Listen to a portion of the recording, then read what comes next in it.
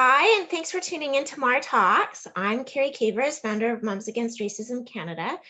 Our headquarters is here in what is now known as Victoria, BC, on unceded traditional territory of the Lekwungen-speaking peoples of the Esquimalt and Songhees First Nations. And through this pandemic, one of the activities my family have been able to continue to do is to take walks in the forest. And through my own personal anti-racism journey and deepening of my Indigenous cultural competence, I have a growing appreciation and gratitude for the Esquimalt and Songhees First Nations for the stewardship of these lands that I get to enjoy and which feed my soul and contributes to the happiness and well-being of my family. So I just wanted to say thank you. And this month, in honor of International Women's Day, Women's History Month, and the UN International Day for the Elimination of Racial Discrimination, we've been exploring revolutionary mothering. And our theme is inspired by the book with the same name, Revolutionary Mothering, Love on the Front Lines, which is a co-edited anthology by Maya Williams, Alexis Pauline Gumbs, and China Martins. And it's Revolutionary Mothering. It's an amazing book. I encourage you all to pick up a copy as part of your unlearning and learning process. It's filled with personal firsthand accounts of what it means to live in the space, the category of what they call other. So through these stories, the editors show that mothering not only means taking care of one's own children, but it also means building community and ensuring survival for future generations, a generation that'll stand on the shoulders of those who've paved the way before them and who continue the resistance against oppression. It's this radical act of caretaking and supporting life that is fundamental to raising kids who will become equity champions and builders of revolutionary communities of love, diversity, and inclusion. And my guest today is a builder and a motherer of communities and movements. She is inspirational, and I am so excited and honored that she accepted my invitation to participate in this series. So Tanya Hayles is an award-winning creative storyteller using various mediums to evoke emotions, create change, build movements, and color in white spaces. From event planning to freelance writing, from anti-Black racism advocacy to public speaking, Tanya spreads her wings and brand of authenticity everywhere she lands. She and her words can be found on CBC, Global TV, CityNews, CityLine, CBC Parents, CBC Radio, Teen Vogue, Toronto Star, Today's Parents, HuffPost, and more. She was the 2019 BMO for Women Award recipient for Community and Charitable Giving, 2020 L'Oreal Women of Worth honoree, and a 2021 Top 25 Women of Influence Award winner. Hi, Tanya. Thank you for sharing your time with us today. Hi, how are you? I am doing well, thank you. And like I said, I'm very excited, very honored to be speaking with you today. Thank you so much. So for this series, we've been asking each of our revolutionary mothers the same three questions. So if you're ready, I will jump right in. Sure. Okay, so first, what does revolutionary mothering mean to you? As a Black woman, it means a little bit more to me because to become a Black mother in a very white supremacy country, environment, it is a revolutionary act.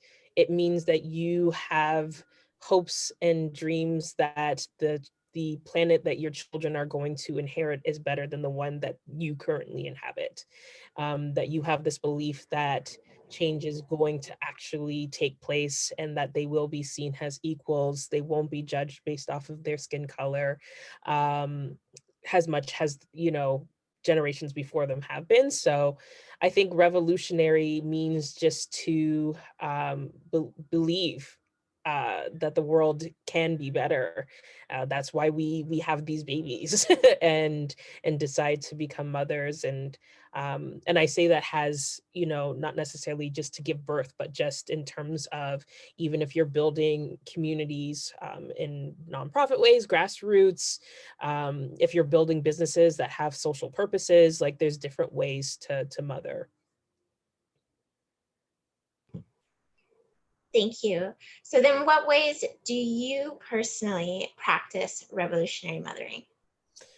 Yeah, so I mean, in my own personal life, I think really just trying to keep in mind all the things that are always said about someone like myself. I'm Black, I'm a single mother.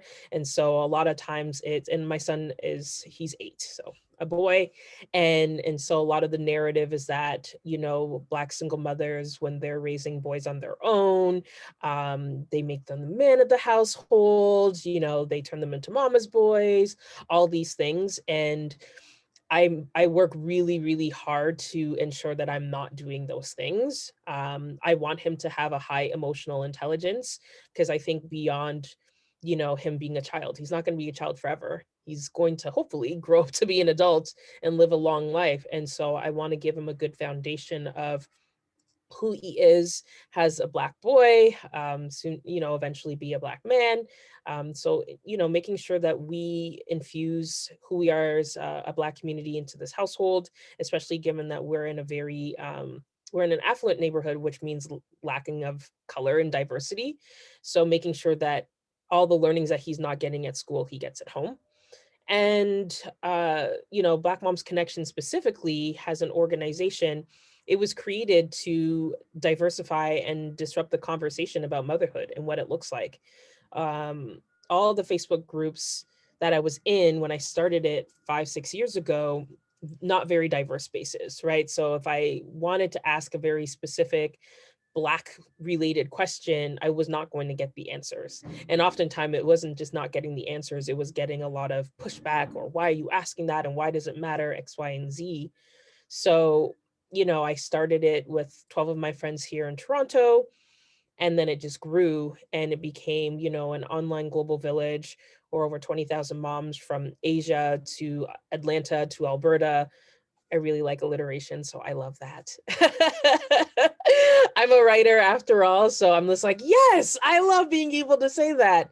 And it's a resource. It's where a lot of our moms go to first for support, especially our first time moms. Oh my gosh, what is this rash? What is this smell? What is happening?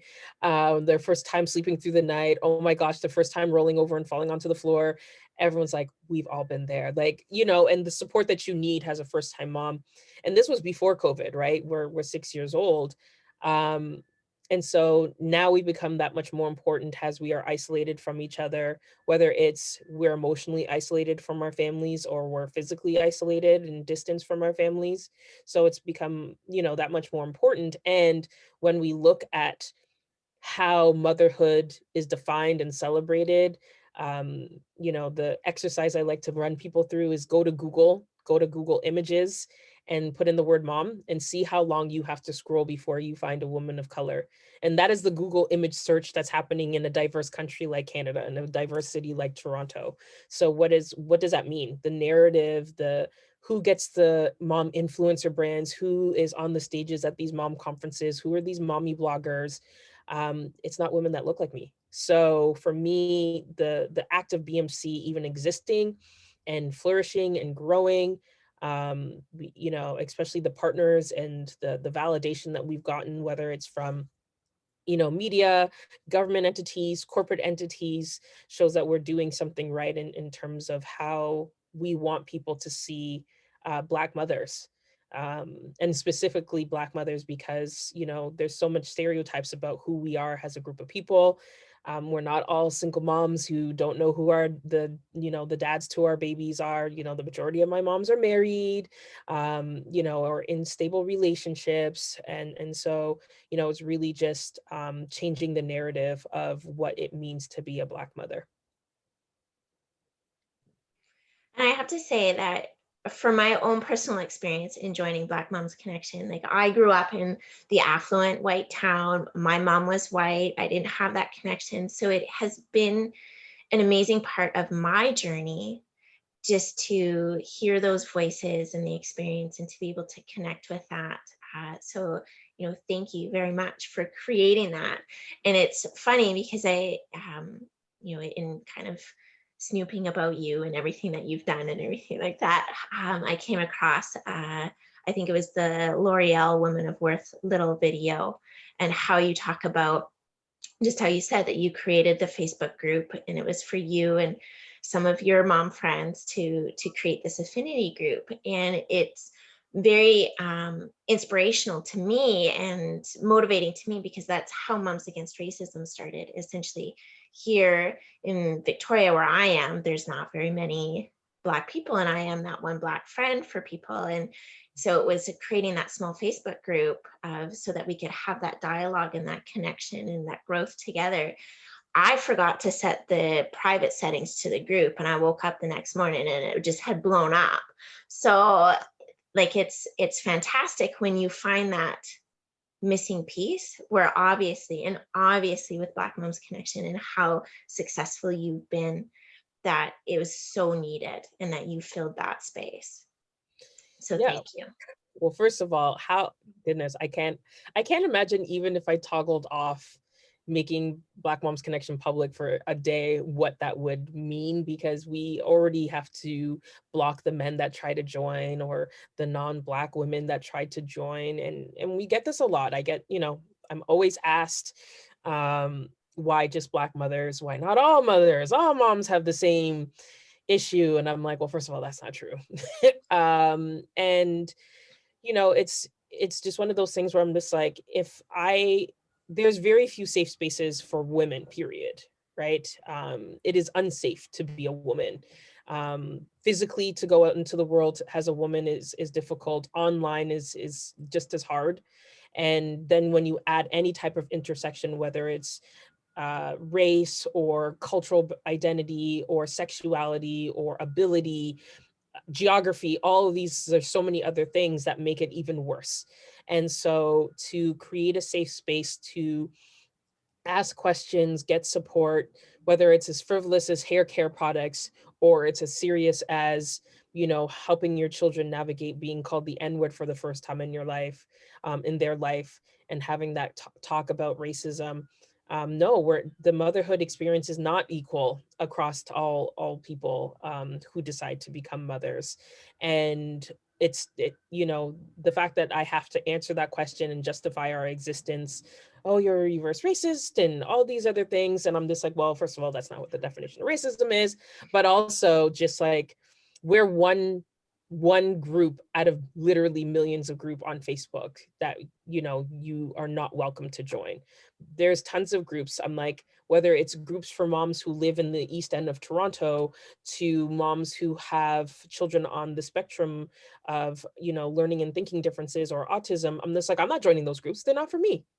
And it's okay.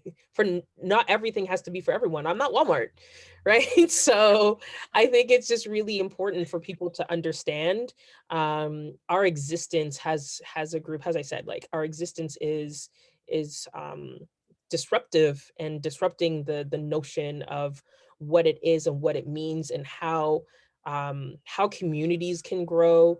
It grew authentically, but it grew out of need. If people didn't need it, then it would just still be me and my 12 friends, but in 2016, we went from 400 to 4,000 in 2 months because of everything that was happening in the US with Black Lives Matter. It was exactly the beginning of those stages, and they needed a space to say, I'm afraid for myself, I'm afraid for my son, have these conversations, not be gaslit, not be told they're paranoid, not be told all lives matter, just say, hey sis, I see you, I hear you, I know exactly how you're feeling. You have to go to work the next day and in your Black skin and be gaslit at work, and you can't say anything because you're at work, and all these things. People who just understand your existence, that's what humanity is. We always connect with people based off of some similarity. And in this one particular case, it's two things. We're all Black and identify as Black, meaning there's some sort of Black parentage, whether it's your grandparents or your parents, and or you are a mother, whether you're a birth mother, you're an adopted mother or foster mother. Those are the only two requirements. we don't have any other ones except for those two things. And if you don't hit those two things, I'm unapologetic about it. And I think that's also part of the revolutionary part of it as well. I would agree. Like you say, disrupting the white people don't need to be everywhere. I mean, yes, that's what I was gonna say, but I'll say it so much more succinctly than I did. But it's true. It is true. And I think when we even look at what's happening right now, especially here in Canada, about all these like anti-maskers and such, I'm like, at the root of it, it's people who have never been told what to do their entire lives, really struggling with being told what to do. I'm just like, please look at all these protests and all the people who are participating in these anti-maskers, and it's rarely people of color. It's not the Black people, it's not Indigenous people. Why? Because BIPOC people have been told what to do, how to be, censor yourself, their whole entire existence. Everything about our society centers, celebrates, honors whiteness. And the fact that those protests can even happen is a sense of, is privilege. Black Lives Matter gets way more police presence than anti-maskers, and those people are endangering the actual public health and breaking public health codes and laws. They're allowed to do it because of their white privilege. So yeah, it doesn't, I've been running this thing for 5-6 years. I get the questions. I know how to keep my face neutral. I know how to give the very politically neutral answer without offending. Depending on the space that I'm talking about, of course, or talking in. But yeah, I'm unapologetic about it because, you know, the BETs and the NAACPs and separate entities wouldn't exist if inclusion was more than a buzzword. 100%. 100%.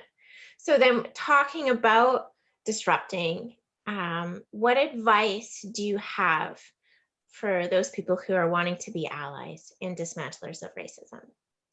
So my first thing is I hate the word ally. So I'll start there. And I guess it's not really that I hate the word ally. I hate what it's become. It's become a title that people give themselves. It's become a gold star or a cookie that people give to themselves for doing basic work. And I am 100% opposed to that. You can't give yourself the title of ally. You get the title of ally from a community that you're being an ally to after doing the work, after you showed up, after you stepped aside, after you did, you know, the work, the hard, uncomfortable work. And so, you know, there's for me kind of 8 things. I don't know what all 8 are, but you have to listen and actively listen. Not this, I'm doing the listening and the learning. You can't do both at the same time. Not everyone is good at multitasking. You have to actually listen. The reason why the Meghan and Harry interview was so well received, and, you know, Black women and women of color around the world were like, yep, nodding their heads, is because we finally got to hear her side of the story. We had to sit and listen to her side of the story for 2 hours. And that had not been done in her particular case. And so if you have women of color, BIPOC women in your life, you know, you have to just listen to them. And that starts, you know, and that's the beginning stages, validating how someone feels.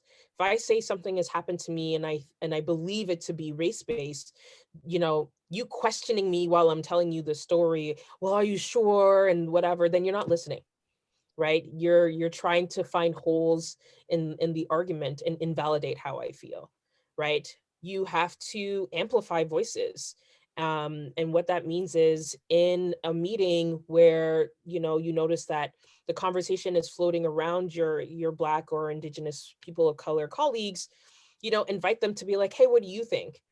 right? Make sure, and on your social medias, are you only retweeting, reposting very white brands that only feature all white models or X, Y, and Z? Find some Black owned businesses. There's a Black owned X business for every industry. So whether you're beauty or your fashion or your accessories or your construction, do the work and amplify other voices. If you're being invited to speak on a panel and you notice that it's all white people, step aside and say, I'm not speaking on this until you diversify this panel, and give them that reason why. Give the event organizers that specific reason. If you're in a hiring position and you're a manager, promote, mentor, sponsor, give opportunities to BIPOC people, right? It's not just enough to hire, right? And then those people are now targets. Oh, you're just here because you're a diversity inclusion hire, and you're making them targets. No, there's people who work for you who have been silently doing the work, and probably more so because they carry more burdens, and they're always passed over. And one of the biggest things, and I was on a panel with or I was participating in a panel, and the woman had said, every single time you say they're just not the right fit, call yourself on what that even means, because you're not the right fit. They're not a good culture fit. They're not right for the team. Those are all dog whistles for you don't like that person, but you can't pinpoint why, or you don't like that person, you can pinpoint why, but you're going to get in trouble for saying that you don't like them for their blackity blackness. And so you just use this very vague thing. Challenge yourself, and or call out your colleagues who say that, because when I show up to work, first of all, I'm not a morning person. So 9 o'clock in the morning, I'll give you a silent good morning. I'll go to my desk. I'm going to turn on my computer. As the computer is going, so is my brain. I'll get happy-go-lucky and cheery in an hour. Just give me an hour. But while I'm there doing the work, it doesn't mean that I'm antisocial or I'm not friendly. It just means that there's different personalities of people. But our sullenness, our quietness as Black women is always weaponized against us. Oh, you're intimidating. People don't like talking to you. You're so private, because I can't trust you. You haven't shown that you're a person that I can go to. And also, stop forcing people to be friends at work. Like, this is such a big thing. Oh, we're family, we're friends. But if a company wants to fire you, you are no longer family, you're an employee. So, I can be friendly without being friends with you. Those are two very different things. I don't need to add you on my Facebook. That is for my actual friends. You and I are not. And you can't penalize me for that. And all of these things, people are going to listen. They're like, I never really thought about that. Those are all really good points. Yes, my Black coworkers don't say a lot at work because they can't. It's not a safe space for them. And when you understand those things, when you take a step back and survey who's doing the most talking, whether it's gender wise or racial wise, that's how you start becoming an ally, is when you start doing something about those realizations around you. Not, I posted a Black square on my Instagram, ally. No, absolutely not. you know um with everything that is happening with the Asian community, I'm not going to call myself an ally. I can stand in solidarity. I can repost and amplify the voices of East, South, West Asian people, journalists. Let them tell you how they're feeling. I don't need to tell you how I'm feeling about it. I'm angry. That, what did I add to the conversation? It's their grief that needs to be amplified. It's their writings, their words that need to be amplified right now. It has nothing to do with me. I have a platform and I can share it, and but I don't expect a cookie for that. I don't expect a gold star for that. I'm not going to just go change, add a ally title on LinkedIn. Like, absolutely not. So we all have work to do. And I'm saying this as a Black woman, right? That we all have work to do in terms of, how do we show up for our Indigenous communities? How do we show up for LGBTQ? How do we show up for, our Muslim friends? How do we show up for parents? You know, how do we talk about the younger generation? Right now, there's so much disdain about, oh, millennials and Gen Z. I'm just like, they have so much to offer. They are the most impatient generation. The things that we are settling for, they will have no patience. They're just like, the first what? That's stupid. And you can't say anything about it because it absolutely is. There should be no firsts, gender-wise, race-wise, in 2021. And their greatest strength is also their greatest flaw, their need for speed. They're not impatient. They're just like, oh, you don't want to hire me to be on this TV show? I'm gonna go on TikTok and become a star. And they have, and they're doing it. And it's like, oh, you don't want to hire me to do this photo shoot? I'm gonna create a portfolio and get myself into Vogue on my own. Like they they are not playing around, right? And there's so much that we can learn from them. There's some things that we can teach them. But how do we talk about people who don't look like us? How do we show up? That's what an ally is. You have to do the work. It's not, can you help me? What are the readings I should do? I'm just like, I'm not Google. And then when I tell you that I'm not Google, you get all offended. I'm like, but I'm not Google. Right? It's not my job to do the work for you. You're making me your mule. And, you know, I'm just like, that's why we created a whole resource page on BMC's website. Cause I was just like, kept getting asked, how do we talk to children about race? I'm like, you know who did us? Today's Parent has a whole list of books. Go forth and prosper, right? I'm not going to go tell you what the list of books are. I'm just going to tell you, go to this link that gives you the list of books. So yeah, it's hard, it's uncomfortable. It's not short term. We didn't get here overnight. We're not going to dismantle it overnight either. But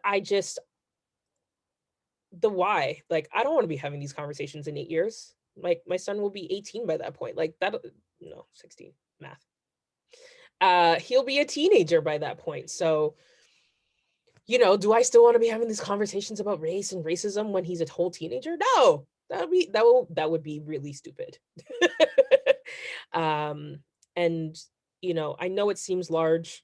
I know it seems so insurmountable, and I'm just one person. How can I change it? But 6 years ago, when I took my son to a splash pad looking for black sunscreen, I had no idea that that one idea would become a global thing and get me in rooms with Michelle Obama and all these awards and accolades. Like, I had no idea, but that's also not why I set out to do it. And that's why it grew, because it was built out of need and grows out of love. And that is why you are a revolutionary mother.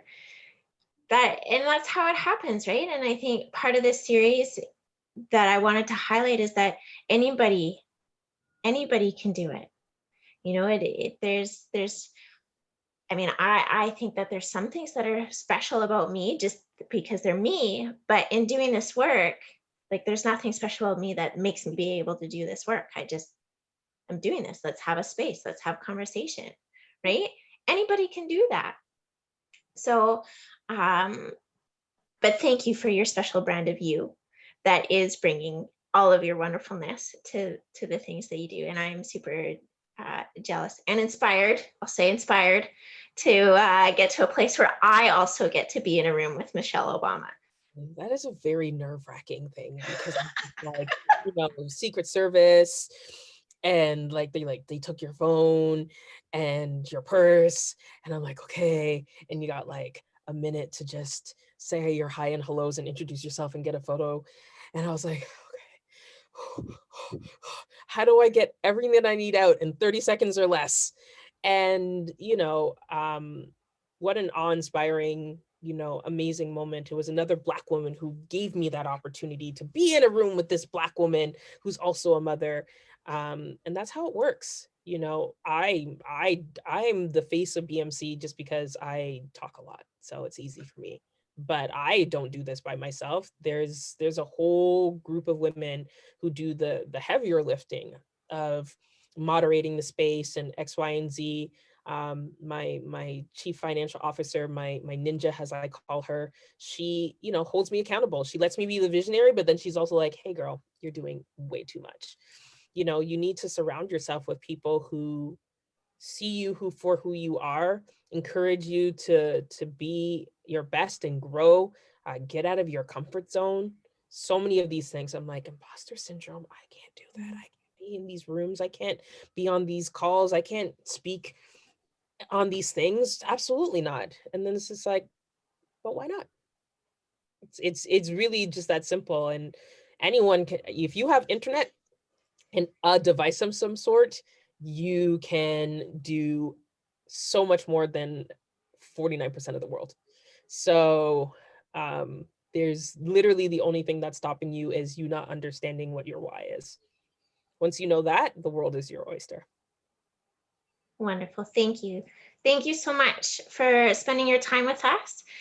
For everybody who's watching, to find out more about Tanya's work, you can head to her websites, colorinwhitespaces.com or tanyahayles.com. So again, thank you so much. And as I said at the start of the interview, you are truly inspirational. Thank you for all the revolutionary mothering you do. The world needs these radical acts of love. Thank you so much for having me.